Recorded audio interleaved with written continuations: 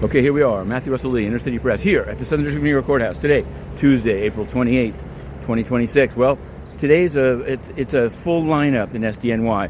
It begins hype, and then it gets I think more interesting. But at 10 a.m., Blake Lively versus Justin Baldoni, or really Wayfarer at this point.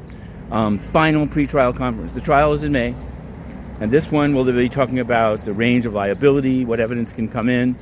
We'll be doing it. We'll be doing it just as we did the earlier parts of the case, leading to the tome Hollywood hearsay. So check it out. That's at 10, but at 1 o'clock, Mr. Van Dyke, Gannon Ken Van Dyke, the soldier, the U.S. Army soldier accused of betting on Polymarket on the capture of Nicolas Maduro, will be in court. I find that case has it all, from my point of view. It has the whole Maduro thing, and we've been covering that from the beginning, all the way back to El Pollo. It has finance and the prediction markets. So it has it all, and we'll be covering that at 1. And then at 2 o'clock, SantaCon, yes, traipsing fake Santas, many of them inebriated.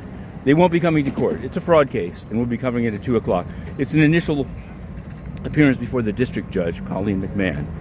So there's 3 things. We'll try to get to Weinstein. We were there yesterday when the prosecution, Alvin Bragg's team, put Jessica Mann on the stand. I have to say, it was a different strategy. They started kind of, I don't want to say slow. They started with all of her backstory. As things left off, they still had not even reached the alleged, the incident that's given rise to these 3 trials in the Doubletree Hotel. But we will do our best we will keep up on that case. Now, Live Nation, that we are definitely keeping up on. And even as we wait for the post-verdict briefings and the Tunney Act process and Judge Subramanian's, I think you'll probably hear some oral arguments on the schedule.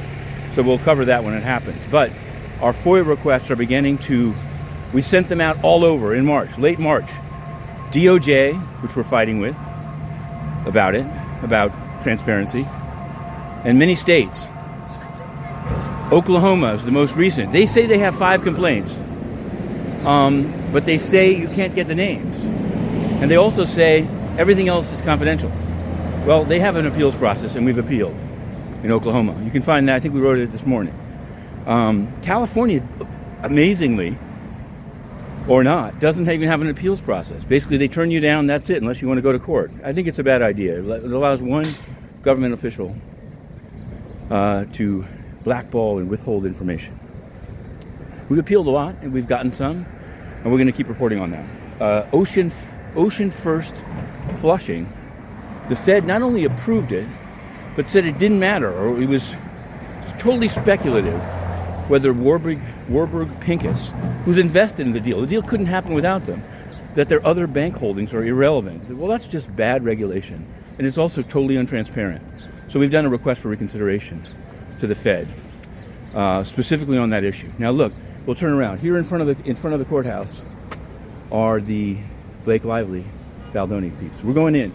The UN, we also cover them. Totally corrupt. It's not even worth trying to get in, but we're still doing it. And Gilles Michaud, the head of security, who admitted he has a list of banned individuals that other departments put people on without due process, has not answered anything. Have to do better. The UN is dying.